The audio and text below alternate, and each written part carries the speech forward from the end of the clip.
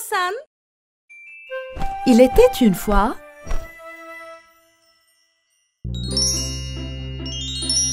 loin de la ville, Mère Chèvre et ses 7 chevreaux qui vivaient heureux dans une ferme en forêt. Cette année-là, c'était au tour du chien d'être président. Il était responsable de la sécurité de la ferme. De temps en temps, des choses disparaissaient dans la ferme. Tout le monde savait que c'était la faute du chien, mais personne n'osait rien dire, quoi que ce soit, car ils avaient peur de son aboiement et de ses grandes dents. À contre-cœur, les animaux cédèrent la gestion au chien avec une cérémonie.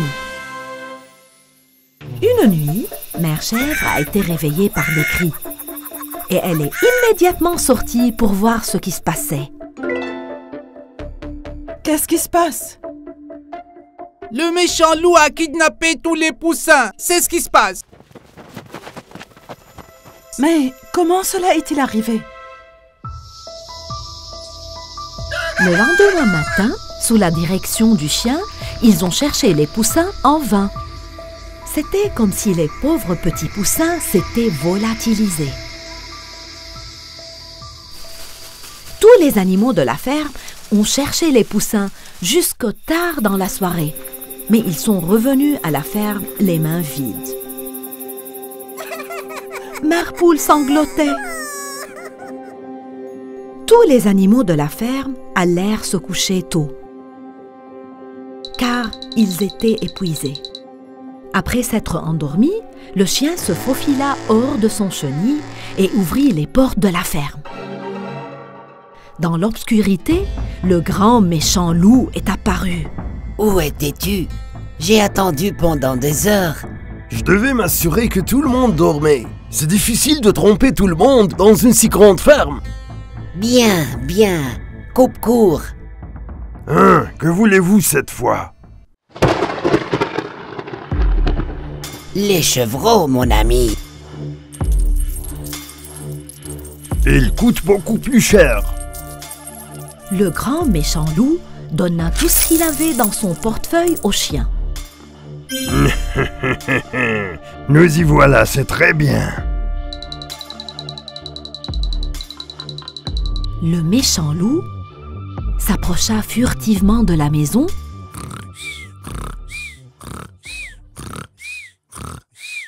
où vivaient Mère Chèvre et les chevreaux. Le méchant loup se rendit directement dans la chambre des chevreaux.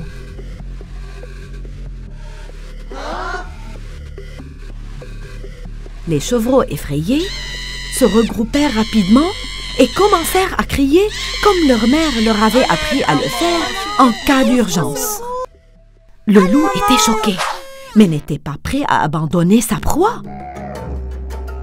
Il sauta par la fenêtre avec le sac sur son dos et s'enfuit.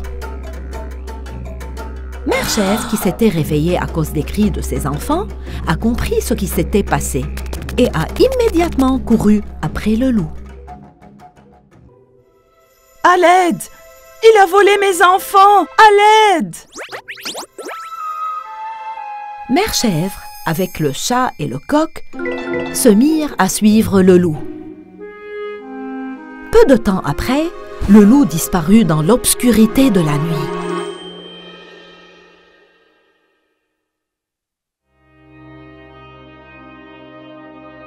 Mère Chèvre était très triste. Elle s'assit sur un rocher et se mit à pleurer désespérément. Elle entendait les cris de ses bébés, mais malheureusement, elle ne pouvait pas les atteindre. C'est alors qu'ils entendirent des battements d'ailes au-dessus d'eux. Monsieur Hibou pouvait voir le loup grâce à sa vision nocturne. Ils ont suivi le hibou jusqu'à la tanière du méchant loup. On devrait d'abord trouver un plan. Monsieur Hibou est plus rapide que nous pendant que nous distrayons le loup. Alors, il peut voler jusqu'à la ferme et chercher de l'aide. Après, on peut tous attaquer et battre le loup. Le hibou s'envola vers la ferme. Mère Chèvre, le coq et le chat s'approchèrent de la fenêtre de la maison et ils virent le loup et le chien se serrer la main.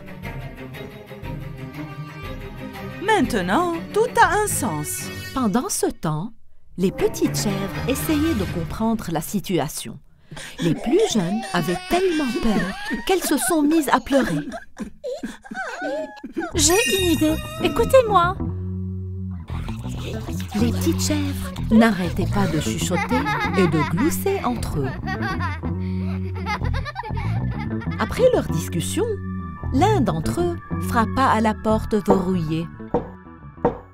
Hé, méchant loup, ouvre la porte. Quoi? Que voulez-vous, bande de vauriens? Nous devons aller aux toilettes. Aux toilettes? Vous pouvez vous retenir. Soyez patient. Je vous emmène au marché aujourd'hui pour vous vendre tous. Dépêchez-vous, monsieur le loup. Nous sommes 7 ici, sauf si vous voulez qu'on salisse la chambre. Le loup déverrouilla la porte et ils emmenèrent les enfants vers l'arbre de l'autre côté de la maison en file indienne. Pendant ce temps, Mère Chèvre voyait ce qui se passait. Allez les petits, faites ce que vous avez à faire. C'est impossible, pas si vous nous regardez. Bien, bien, faites vite. Dès qu'ils se retournèrent, l'un des enfants frappa le loup et l'autre frappa le chien si fort qu'ils furent surpris. Les autres enfants commencèrent à cogner les deux complices. Voilà mes bébés. Allez, c'est notre tour. Le chat bondit de là où il s'était caché, se jeta sur le loup et le griffa. Le coq picora la tête du chien de toutes ses forces. Le dernier coup fut donné par Mère Chèvre, d'un puissant coup de tête qui envoya le loup et le chien par terre. Le coq et Mère Chèvre étaient si heureux d'être réunis avec leurs enfants. Le coq prit ses poussins sous son aile pour les réchauffer. Maman Chèvre enlaça ses enfants et les embrassa tous. Mère Chèvre raconta toute l'histoire à tous les animaux. Tout le monde en tira une leçon. Désormais, le président de la ferme devait être choisi au lieu de se succéder. Il y aurait aussi un conseil de ferme dans lequel les animaux de la ferme pourraient s'assurer que le président fait bien son travail. Ils décidèrent également de chasser le chien de la ferme. Mère Chèvre fut élue présidente en raison de son courage. Kondo-san. Il était une fois, dans une petite maison, un jeune couple marié. Ils étaient un couple très heureux et attendaient la naissance d'un bébé. Je sais qu'il est important que notre bébé soit en bonne santé, mais j'espère vraiment que nous aurons une fille, mon amour. Oui, j'aimerais aussi avoir une fille. Si Dieu le veut, nous aurons une fille qui te ressemblera. Le jour de la naissance se rapprocha. La jeune mère attendait avec impatience la naissance de son bébé. Chaque jour, la mère regarda par la fenêtre et par-dessus au mur pour admirer le jardin de son voisin rempli de fleurs et de fruits. Un jour, elle remarqua une plante à fleurs jaunes qu'elle n'avait jamais vue auparavant. Je me demande quel est le nom de cette plante. Elle sent merveilleusement bon. Je suis sûre qu'elle a aussi un goût incroyable. Il faut que je mange cette plante. Je vais aller directement chez ma voisine et lui demander. Sans perdre de temps, la jeune mère quitta la maison. Mais elle ne doutait pas que sa voisine d'à côté était une sorcière cruelle. Elle frappa à la porte sans de douter du danger qu'elle l'attendait.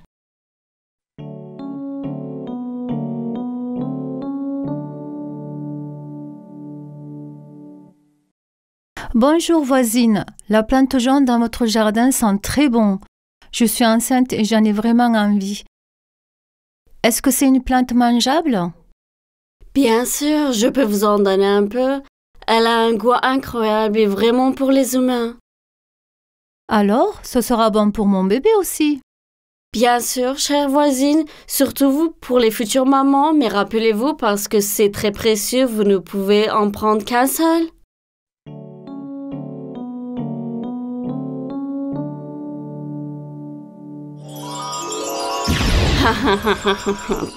Tout se passe comme je l'avais prévu. La jeune femme a fini de manger le morceau qu'elle avait pris dès qu'elle est rentrée chez elle, mais elle voulait en manger plus. Apporte-moi-en un plus.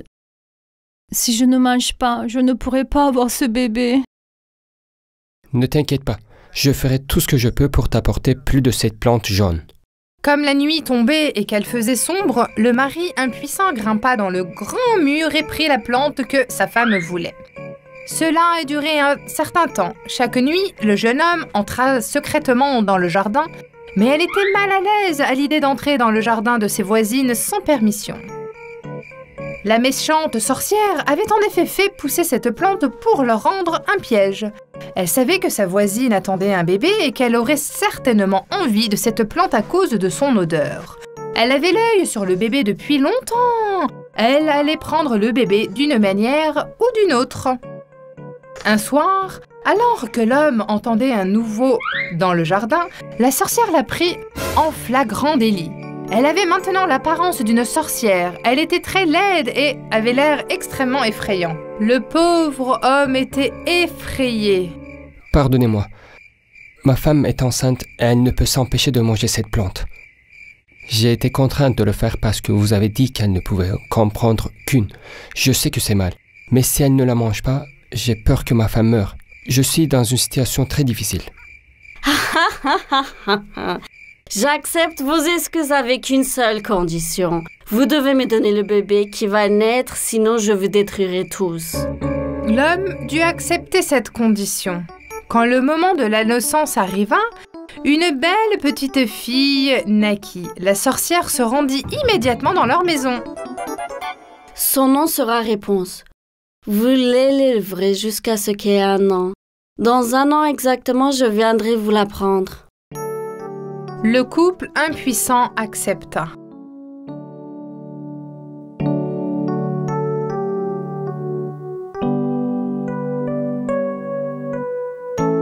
Quand Réponse eut 1 an, la sorcière vint enlever le bébé en pleurant à sa mère et à son père, en l'enfermant dans une tour au milieu de la forêt, et elle a y élevé le bébé. De nombreuses années passèrent. Réponse était maintenant une belle jeune fille.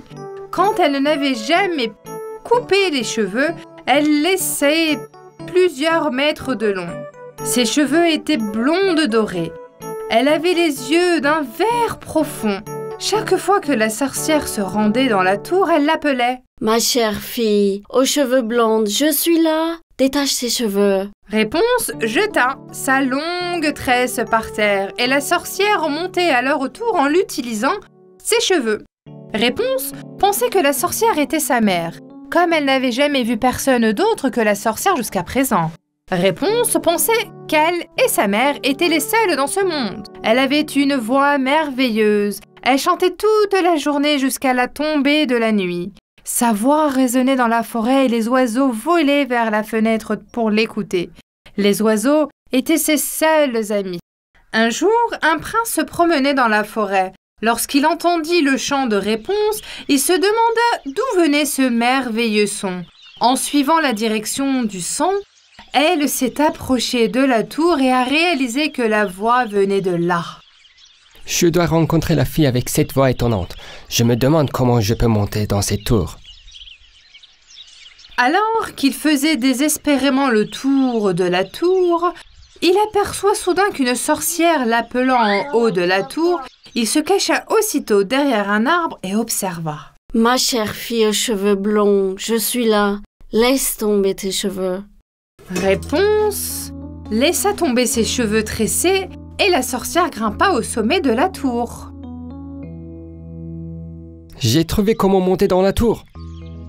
Après avoir attendu le départ de la sorcière, le prince appela la tour en imitant la voix de la sorcière. Ma fille, s'il te plaît, laisse encore tomber tes beaux cheveux blonds. J'ai oublié quelque chose là-haut.